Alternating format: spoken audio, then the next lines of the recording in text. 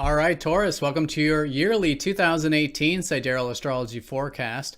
So this video is for Sidereal Astrology. If you don't know what Sidereal is or you're new to the channel, check out the link down below. We're using the actual size of the constellations, which does change the signs from mainstream astrology. So you do want to make sure you're watching this video for your right sign. And I do recommend watching this for your sun, moon, and ascendant to get the most holistic picture for you, since these are general readings. And there is a link down in the comment section for the sidereal chart calculator, which will help you find your sidereal signs.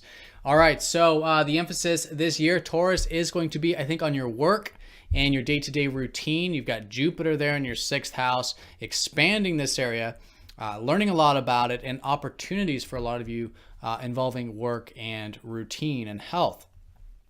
Where you can work hard this year, I think, is on matters pertaining to intimacy, openness, depth, transformation, and anything that's involving shared resources or other people's money, such as debts or loans, things like that. So great area to work at and develop to bring some balance back to this area, essentially where you can, connect to life in a deeper way and even break yourself free of any things that are limitations or holding you back. And you've already had Pluto here in this 8th house these past 10 years. So a lot of you have already been doing this in a deeper sense, but now Saturn is going to help you solidify this. So the vulnerability, the deeper connections are real. They're in your reality. And shared resources are, again, built and more stabilized with this transit. All right, so let's look at all this here in more detail when we return.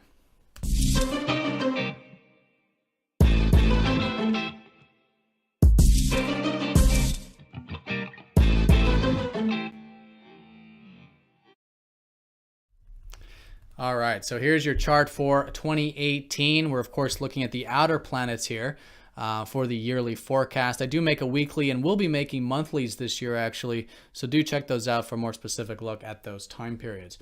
But yeah, this year, there's Jupiter in your 6th house, expanding your work and routine. There's Saturn in your 8th house, helping you ground intimacy and the deep things that truly matter most in life. So this is a very general reading. I do recommend getting a personal reading for the year if you want a more specific look. At the bottom of this video and at the end of it, there is a link for 20% off. So if you are wanting a more detailed look at your personal chart, there is that 20% discount, so do check that out. So let's look at this month by month here. January 16th, we do have Jupiter in good aspect this year, actually. In this case, sextiling up to Pluto. So in a good harmony between the expansion with your day-to-day and the depth and intimacy. So some of you bringing in that depth and change and maybe empowerment to make changes with your work or your routine or your health. And it's, these are two areas that are about health in many ways, where the 8th house is psychological or spiritual health. Like I was saying, releasing fears, breaking patterns, transformation of the spirit. The 6th house is of your physical health. And so a lot of you, through getting into maybe a good routine or diet or regimens or regimes rather, that could be definitely supporting your spiritual transformation, your spiritual well-being. And vice versa, as you're doing the spiritual transformation, it could definitely support your physical health. So really good link with that. And again, depth into the routine, and maybe some routine and some things you can do with your routine to transform, to face fears, to empower yourself. Really, really good time to do this. And maybe even too, some of you with your work could be directly supporting some of the shared resources stuff, like the debts or the loans or things like that. So great energy flow with those two areas. We do have a new moon on the 16th of January as well. And this will be in your 8th house. So new beginnings with, I think, in January, fundamentally about this new transformation, connecting to what matters most and vulnerability and all this deeper stuff that you'll be developing this month. Now the 31st, we do have a lunar eclipse, and it is going to be in Cancer. However, what I think this is going to be pulling more on actually is the fact that the North Node is actually finishing Leo at this time and will be for the first few months of the year. And this is a finishing of matters regarding home for you, your location, and possibly family or your physical body in terms of your health there with that. So anything involving home or location, let's generally say, is solidifying for you these first few months of the year, especially if you've noticed something you've been developing here with this area the past year and a half or 2 years. And so I think the lunar eclipse will be this solidification. Give it time, maybe into February, March, but the solidification of your home and or location matters. Now, what you will likely notice a shift of, though, at the same time, is more of a pull towards learning.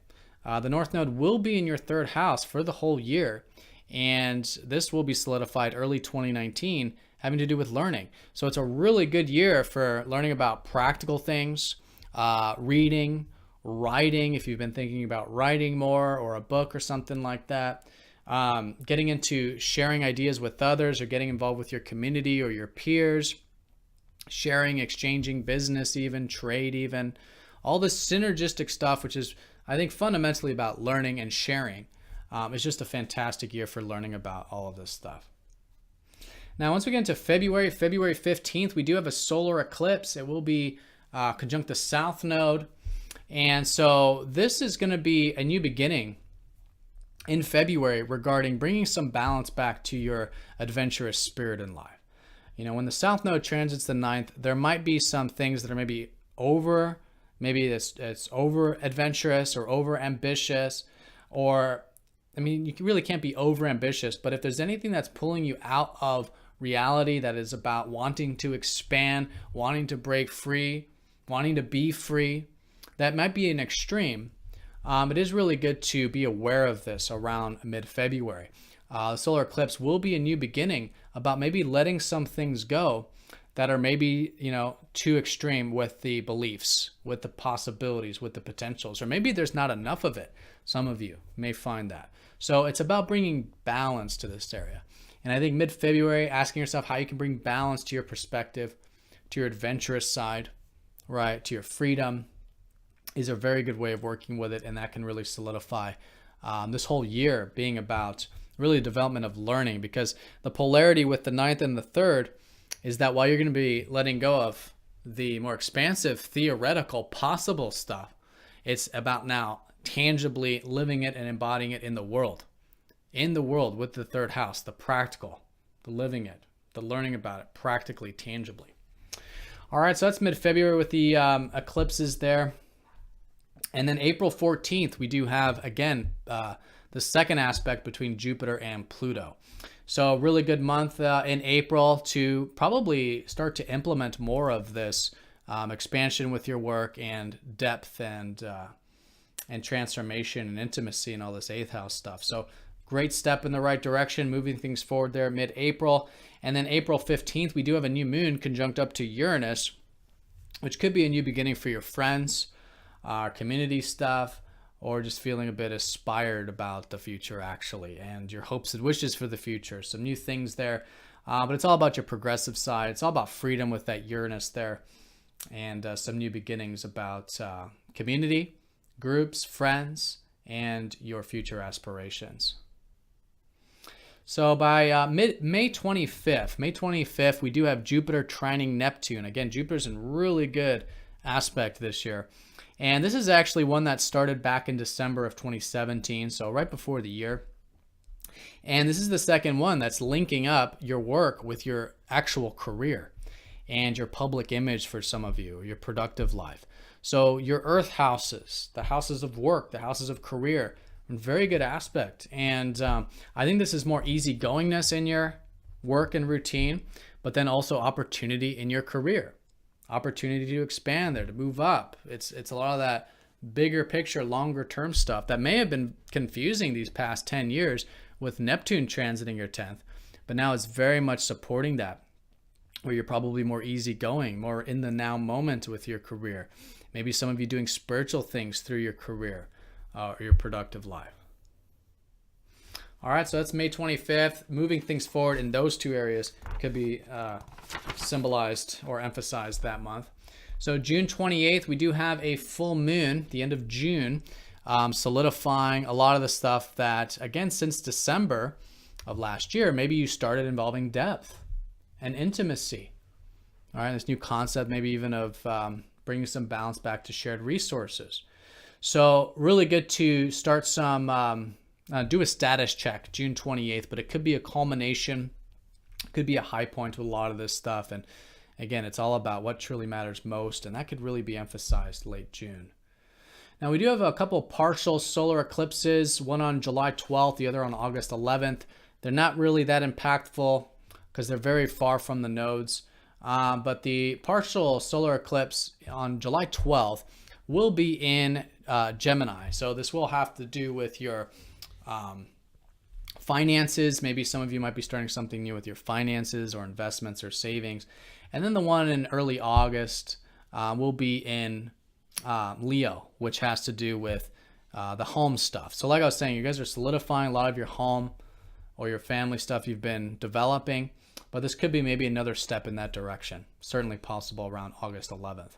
Now, late July though, in between those, all right, July 27th, we have a lunar eclipse, and this one will be exact. It will be very close to the node, and it is that south node eclipse energy we were talking about earlier. So we were talking about how back in February, there was this whole new beginning regarding bringing some balance back to your perspective, to your adventurous side. So now it's the culmination of that and the awareness point. So do the status check late July about this, and I think you'll find that it is bringing this area back into balance. And maybe there's some things you can do for the next 6 months to bring some balance back to your adventurous side and your theoretical side and more freedom in your life, which can be balanced.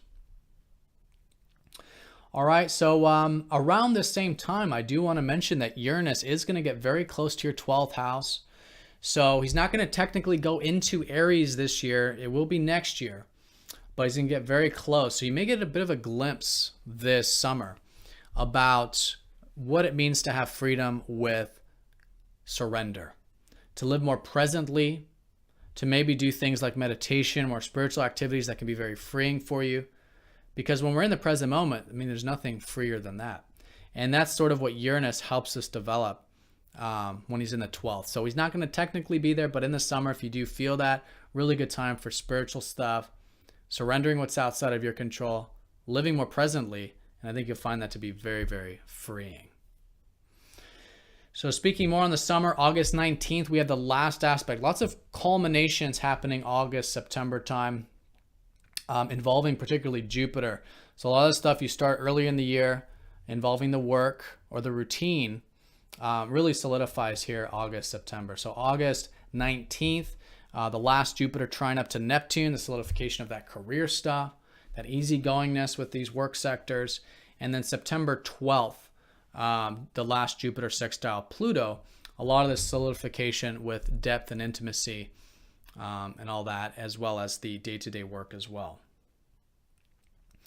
All right, and then October 24th, also a solidification of the full moon, which will be right in between Pisces and Aries. So right next to Uranus here, and this could be a culmination of that freedom we were talking about. There was that new sense of freedom back in April, I was saying, about friends, groups, community stuff. This really is the high point of this, actually, October 24th. Really good time to do a status check with the groups, community stuff, future aspirations, right? And continue to develop that stuff. And at the same time, see where maybe you can bring in a bit of that easygoingness, spirituality as well with that Aries influence. All right, and then November, we do have Jupiter going into Scorpio, your 7th house of relationships, and that'll be an emphasis certainly in 2019, expanding that area. A lot of you will be starting new relationships or cultivating existing ones. And December 7th, we do have a new moon in that 7th house, so there could literally be some new beginnings shaping up for you, involving potentials and opportunities with one-to-one connections at that time. All right, so Taurus, have a great month. I hope this video was helpful for you. Don't forget to like, comment, and share it with your friends and family. If you'd like that 20% off, there's a link on the page for that, so do check that out. And yeah, have a great one, and I'll see you very soon for the next forecast. Take care.